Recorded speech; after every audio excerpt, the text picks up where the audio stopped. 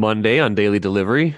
Michael Rand here. Patrick Reusse joins me as always on Monday. Patrick, we got a lot to get to. Vikings game, we'll get to that in just a minute here. They lose to the Lions 34-23.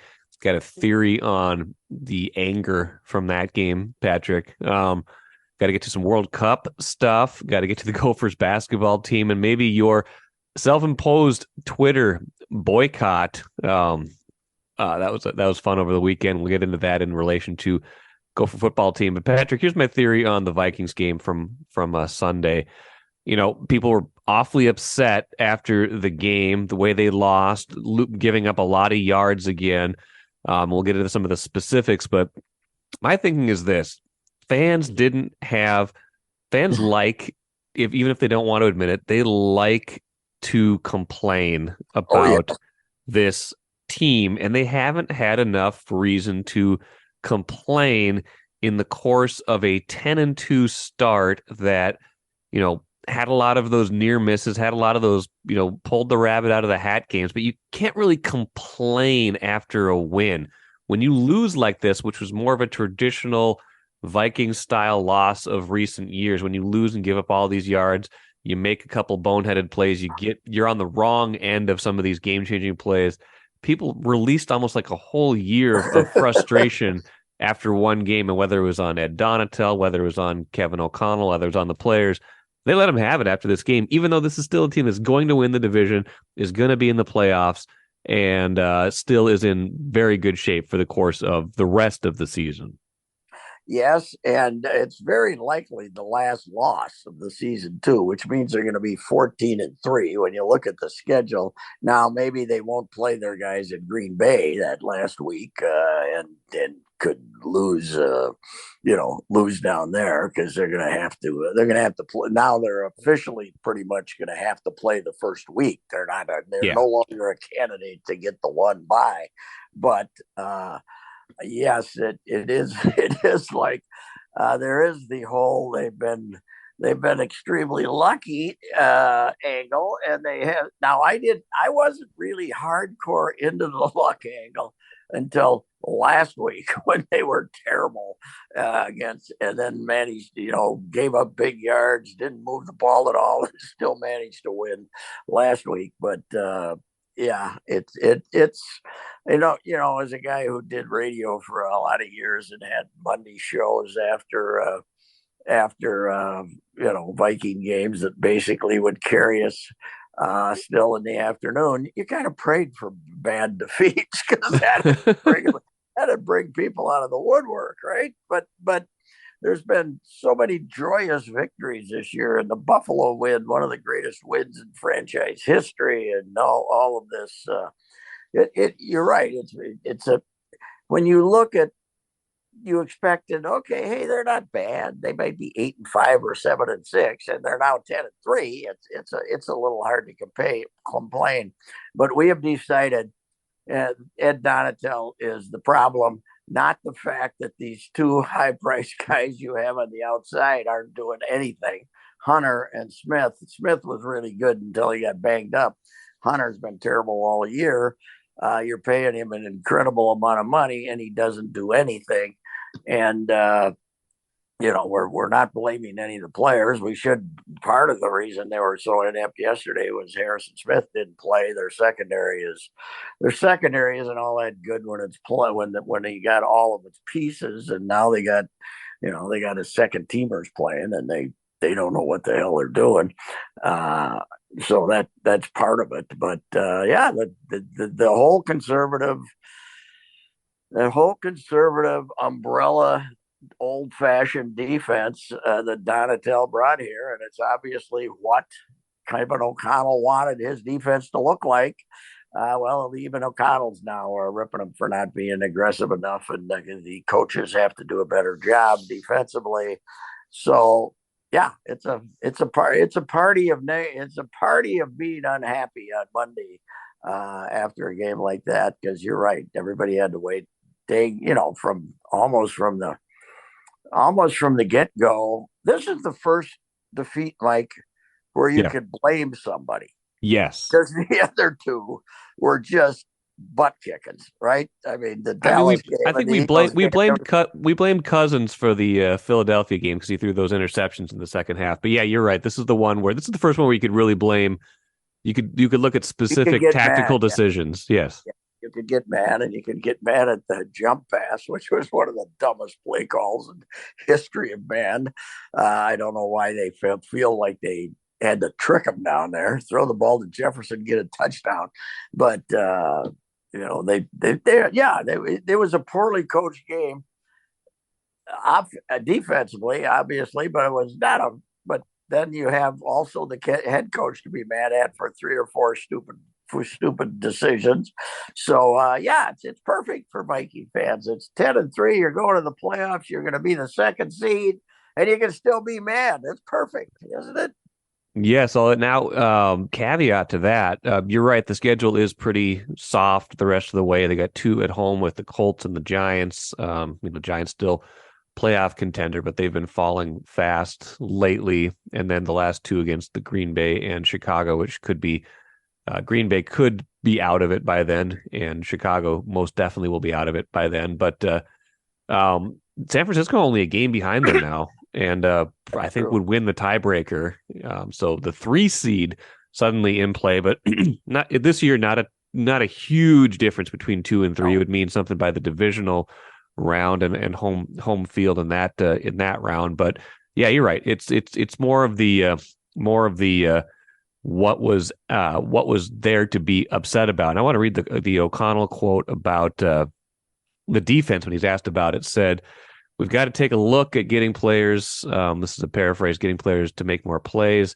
He said, "We be a little bit more aggressive, possibly, but ultimately, I think we have to generate more rush, however we do it, and just try to limit the explosive plays." And that gets to, they've allowed over 400 yards, I think, for 5 straight weeks, and their defensive ranks over the last 5 games have been, either last or close to last in the NFL with like yards and points. So that is it's if you're looking for someone to blame, Ed Donatel is a very convenient one to go to right now. But I haven't liked that scheme from the start of the year. And again, I think what part of the frustration right now is a lot of the things they were getting away with for a lot of weeks, and bailing themselves out with these kind of dramatic comebacks or making plays at the end.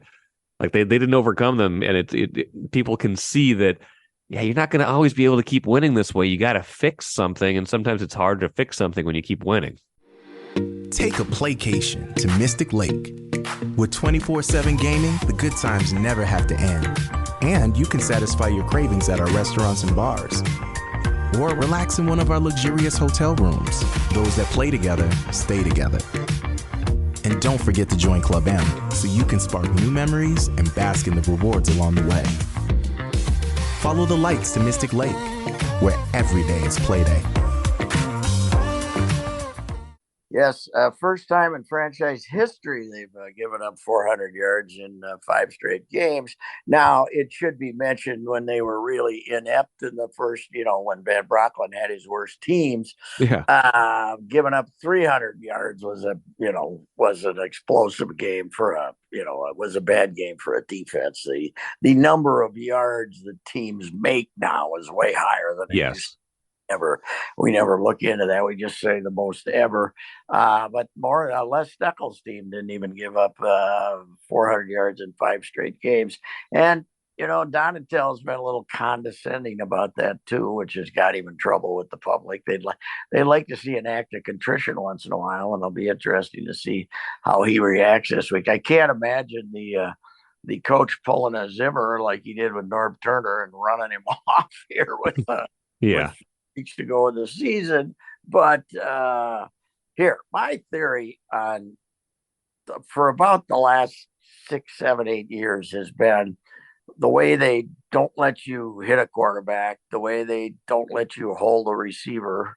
As difficult as they've made it to play defense in the back end. You can hold a team on 4th and 17, and all of a sudden they call a 5-yard penalty. Right. The only way to the only way to stop the passing game, to stop anything now, is to rush the passer, right? Yes. It's not necessarily sacking him. It's not even hitting him, but it's having somebody making him look. There's got to be somebody near him that's about to hit him, and that kind of goes back to me for that really good Denver defense that had Von Miller and those guys, and watching them a couple of games and saying they just, they that was kind of the start. Remember when every game was going to be, what was it, 7-8 years ago? Every game was going to be a 50-40 shootout. Yeah. And then the guys got smart and they just started putting way more pressure on the quarterback. And now, and the cover 2 or whatever it is, Lovie Smith's defense and, the Dungy defense and the cover 2 is out. It was pretty much out. And then all of a sudden they decided to go back and it might not be a cover 2, but it's the same concept. Leave the middle of the field open and keep in front of you. And I don't think it works. I don't think it works. And but I don't necessarily blame Donatello because they hired him to do what he'd always done. It's just they don't have good players back there. That's part of it, right? I mean, their 2 best players are both ancient, Patrick Peterson and Harrison Smith. Yeah.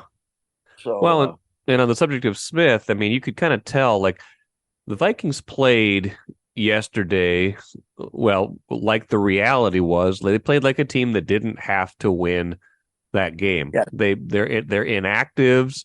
I think if it was a playoff game, or if it was a must-win game, I think Garrett Bradbury would have been active. I think Harrison Smith probably would have been active. They kind of set a tone yesterday of a team that didn't have to win, and they kind of played that way, and maybe that bothered some people too. Yeah, I think you're absolutely right on that. It was not it was not an emergent. And guess what? That's the reality. You're pretty well, now maybe San Francisco can catch you with the great Brock Purdy at quarterback, but right. I don't know who they have left to play, but I wouldn't worry that much about. You're gonna be a 2 seed, one way or another. I guess the key would be to be in a situation where you don't have to play Dallas in the second round at home. You got to try to avoid Dallas because you look at the other crapola in the NFL. Who scares you? Who scares you? The Eagles and the Redskins and the Giants. The Commanders. Giants. Yes. They both still stink. Yes. And they're Detroit's going to have to run the table to beat out either of them because the NFL should investigate whether that tie was purposeful. A couple of it seemed like it. It was red. It's put them both in a situation where if they get the 9-7, if they win 2 of their last 4, they're both going to make the playoffs. So, right. And if you play either of those teams, you'll be happy as a clam. And Tampa Bay's terrible. Terrible. And they're going to win. Brady suddenly is 52 instead of 45. Yes. They and they're still looks like they're going to win the NFC South, which is amazing. So terrible division this year. Yep. Yeah. 49ers have Seahawks, Commanders, Raiders, and Cardinals left. Okay, Seahawks, there's Raiders and Cardinals. They can lose. They could lose one in there, but they're on a pretty good roll. But that's not the most daunting schedule. They don't have any of the really good teams left on their schedule. No, they're playing great defense too. So I don't know. Yeah, you could finish third, but I don't think there's a big difference between second and third. So anyway, no. I mean the big thing from Sunday was that I think people were looking for people were grouchy from the beginning. And they were looking for reasons to be upset, and the Vikings gave them plenty of reasons to be upset, both in terms of effort and performance. Along the way. One other thing, one thing you have to, and I kind of said this already, but you have to get a intellectual decision here, and an analytical decision is: has Hunter gone completely off the deep end, or has the system made him go completely off? Yeah. Is he still a player? If he was playing end instead of this linebacker, Right. would he would he still be one of the because he's been healthy this year for the first Yeah. time ever? And is is this the new him? Is he not good anymore, or is it the system that has taken his game away? I don't know if it's the easy thing is to say, well, they got Donatell's got a system where even Hunter is terrible. So, or is Hunter terrible because he's fallen off because of all the injuries? Or is it because of the system? No, I'm not smart enough to watch a game and know one way or another what it is. All I know is we never see him. Is he's never. I mean, Goff could have sat in a chair back there most of the game. So there's something going on here. Yeah, the pass rush has been non-existent. They don't blitz much, which O'Connell kind of got, kind of referenced in his post game. And the flip side of that, part of the reason that that jump pass, that the part of the reason that was so suspect, and in on its own, if you're running the ball well, maybe Yes. that's an okay play, but with the interior line being what it was, with no, with a backup center playing in that game, and with the way they were not being able to run the ball, that made it even more problematic. And I saw a stat from I think it was Alec Lewis from The Athletic tweeted about how the Vikings in their last, I think it's the last five still, but basically a third of their runs have gone for no gain or lost yardage. They can't run the ball. Yeah. And I brought this up a few weeks ago. Like, I still don't, aside from getting the ball to Jefferson, I still don't really know what they do all that well. And maybe that's part of the problem too, is I don't, they can't run when they need to. They can't rush the passer when they have to, unless they, get an occasional blitz that catches a team by surprise, but they're not really getting home with four. And they don't pass defend, they don't run defend all that well. Like, what do they do well aside from Justin Jefferson's amazing, which he is? He had 223 yards yesterday. Most ever, more than I remember that Sammy White game, and most ever for a Viking. Yeah, I mean he's the. Let's get him in the conversation about MVP Yeah, here. he should be. He's got 1,500 yards this year. 1,500 yards. Just had the Heisman Trophy, and like the first 8 were nondescript quarterbacks. This whole thing, it has to be a quarterback, and that's the way it is in the NFL now too. This guy's the best player in the world. Okay, and he should. The catches he makes are phenomenal. He's the best Viking receiver of all time, which is saying something. And yeah, he's my should certainly be getting a lot of MVP votes, and he probably won't. But yeah, I mean, yeah, without him yesterday, what do you got? And he's also makes the secondary receivers pretty good. Yes. Osborne catches, Thielen gets his catches, only because everybody's trying to double the Jefferson, or at least slanting towards him, or trying to do different things to keep him from catching the ball. The guy's phenomenal, and it is amazing that you get beat by the Detroit Lions, the greatest thing in the history of the Vikings. The greatest element to their success has been the Detroit Lions, and to have your wide receiver set an all-time record and for yards, and you end up getting beat. It's kind of phenomenal. And I had you tweet this out for You me did. because Yes. I was on a Twitter, just took 3 days off. Your band's almost over. 7:38 this morning. I'll release my tweets, but Kevin O'Connell now has lost as many games to the Detroit Lions as Brad Childress and Mike Tice combined. And I couldn't believe it. I had to look it up, but you're right. You're absolutely right. They were 16-1. Unbelievable. Yeah. Anyway, yeah. Jefferson was phenomenal. They got beat, but it should be the last loss. Okay, they're still 14-3 in all likelihood, unless, as I say, and I would guess if they're going to Green Bay and there's nothing to be gained, they won't play their guys so they maybe give the Packers. It's hard in your heart to let the Packers win a game, but that would be the sensible thing to do, because you're definitely going to be playing that first weekend now. So Yes, yeah, I would think so. Well, we'll see what they're able to do. I mean, the Colts, that's their next game. The Colts are not good. You got to be able to that should be one where you actually have some breathing room in a victory next weekend when they play the Colts. But we'll see. They haven't made it easy on themselves at any point really this So you made season. a really good point though about how they went into that game. I mean, Darisaw was supposed to be out of concussion Yep, protocol. him too. Yeah, I He mean, should too, and they did. They just held everybody out, and then they're surprised they didn't. And the Lions have been hot. yes, They've been very good offensively. They're not very good defensively, but they've no, been offensively. So you in a lot of ways you conceded that game, yes, even though Cousins had a phenomenal day. So yes, yeah. It wasn't like they weren't competitive, but they were.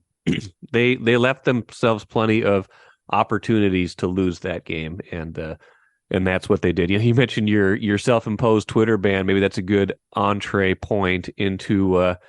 Well, tell us why. First of all, why were you off Twitter for 3 days? well, I was looking at my Twitter and I had one tweet I looked at the little picture on the thing and I thought I was looking at Tom Me and it was Tom Kelly, so I didn't look at it. I got my Toms mixed up, Yes. and I was then there was a bunch of typos in it and my brain was semi. And about 2 days earlier, I woke up at 3 o'clock in the morning and to do what old men do at 3 o'clock in the morning. And then I started tweeting at like 3:30. And then I said, okay, this is enough of this nonsense. Take 3 days off and relax. But it's amazing how often I wanted to go tweet something and then said, oh, wait, that's right. I've given myself a 3 day ban. I had to get Judd to tweet one out for me because I hated the Army Navy uniform so much. I said I'm boycotting the Army Navy game because of these stupid uniforms that the Nike or whoever it is invented for them to wear. This is Army Navy. This is tradition. It's all about tradition. The only reason anybody watches these mutts is tradition. Then you got them out there in clown suits, both of them. It was very disgusting to me, and I was very upset. But that would have cost me my Twitter ban, so I had to get Judd to send that one out. But anyway, that was kind of it. That was kind of it. But it was unfortunate that I did that because I did it at 7:38 a.m. Friday, and then the Gopher Nation went crazy because of my PJ Fleck. You call him on PJ and his extension, yeah. Put down. No, on his. It wasn't on his extension. I was fine with his extension. I didn't care one way or another. It was because he said he'd done amazing things and Oh, had done right. in 115 years. The quote from the And, press release is what set you off. That's right. yeah, yes, I wasn't even going to Right. have it, but you know, then he had to bring up that crap again, and so I had to go off on him, and it was pretty funny. It wasn't that vicious, but boy, the Gopher fans were. The trouble, and you've discovered this, Mike, is people react to the reaction without ever reading what they're you got to go way back there, to rip. No, he's the one who went way back there. Right. He's the one who set the timeline. 115 years. That's the reason there was a column. But of course, 80% of them don't read it. They just react. So that's Yes. what Well, I know. But and you talked about the historical context of like NFL records right now, like 400 yeah, yards versus 300 yards. It's kind of the same thing. It's like you're comparing two different eras. If you didn't have an opportunity to win 11 games, or it's nine. not that impressive to it's not as impressive to go way back there and say we haven't done it in this many years because half of those years you couldn't have. If they beat a bad Syracuse team, they will have won 4 straight bowl games, and we'll hear about that. Yeah, well, okay. Until 1974, Big Ten teams could only go to one bowl game, the Rose Bowl. Okay, and then for years and years, it was like, okay, there was like 10 of them or 12 of them, and then Right. four. And now, and I didn't do the math this time, But in the last several years, 65, not the COVID year, but the last several years, Yeah. 65% of Power Five teams have gone to bowl games.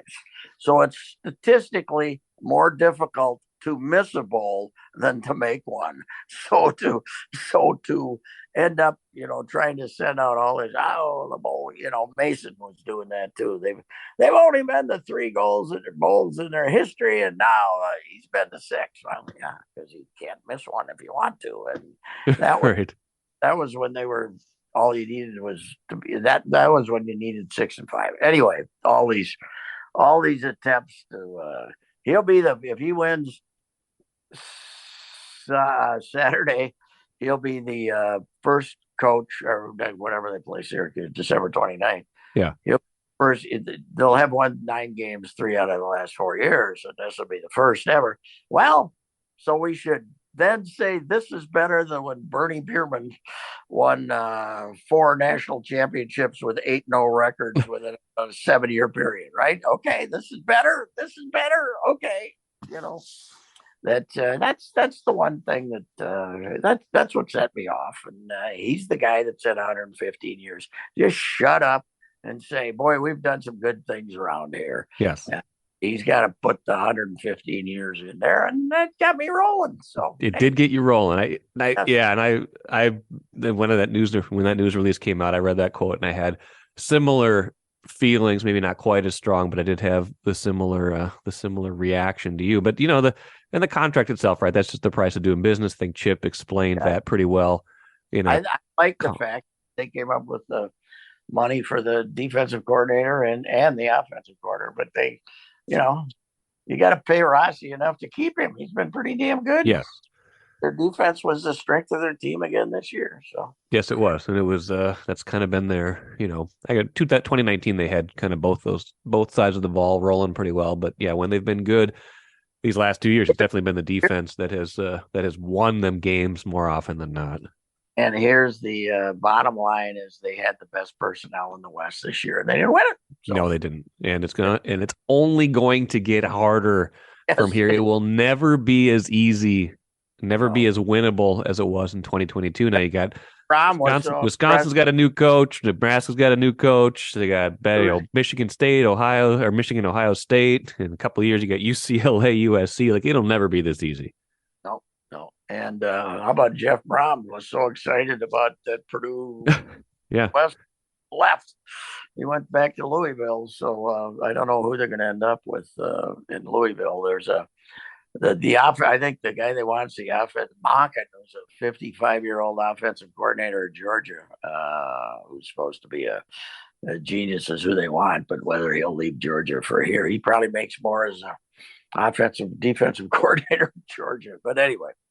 I was going to mention Gopher basketball when we were talking about Gopher football, just kind of thinking about the natural progression of those seasons. And I watched at least the first half and a little bit of the second half against Mississippi State on Sunday night. And that's a good team, by the way. They're still undefeated, but they got rid of Ben Howland, but they're still they're pretty good, right? Yeah, they're good.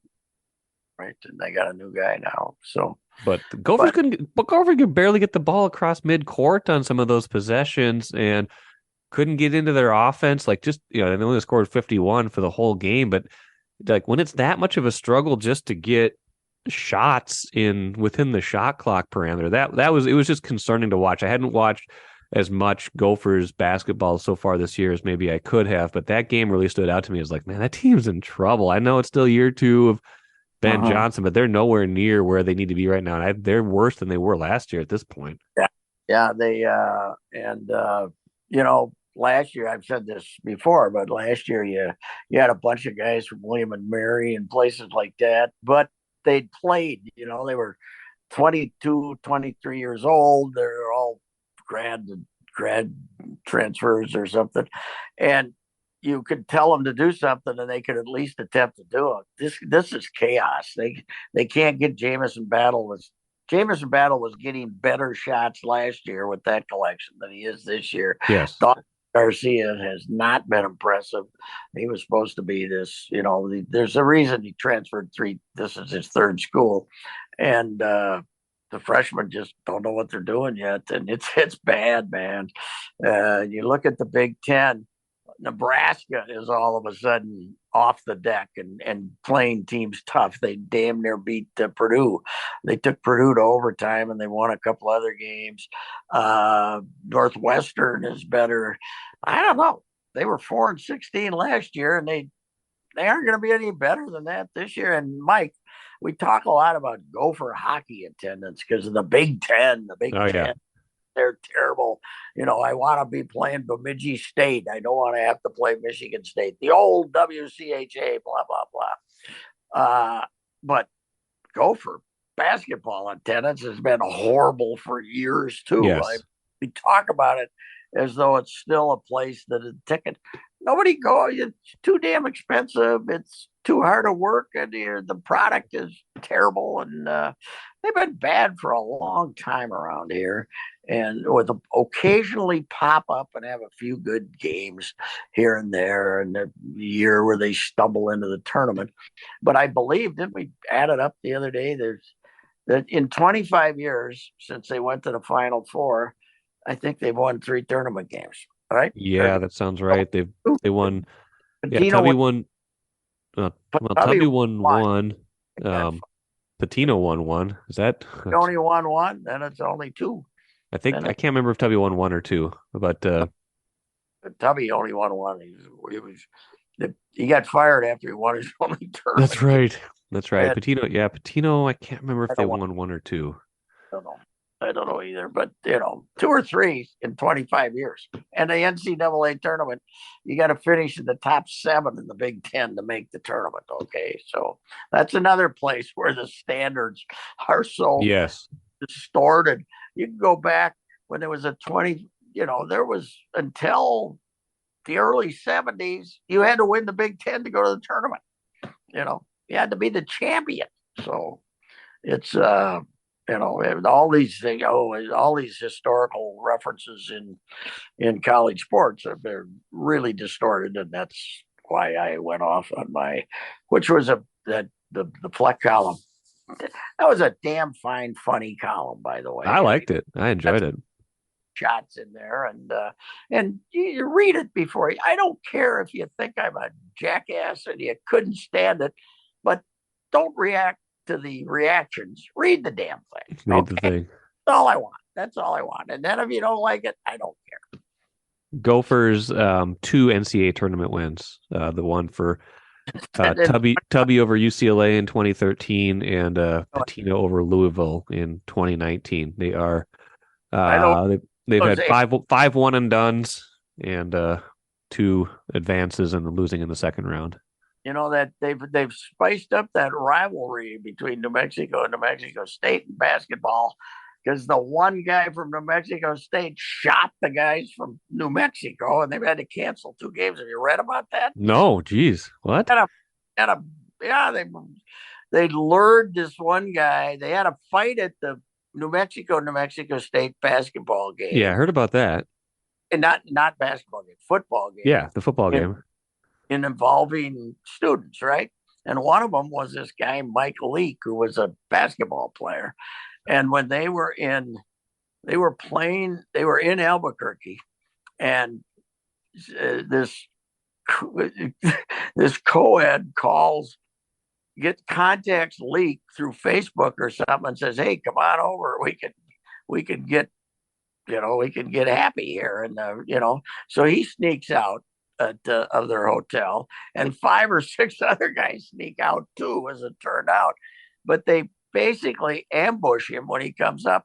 Well, he's got a gun and they got a gun. He gets shot in the leg and he kills a guy. Jeez. At 3:00 in the morning, and they basically covered it up, or tried to cover it up. They got on the bus and headed out of town and canceled the games, and the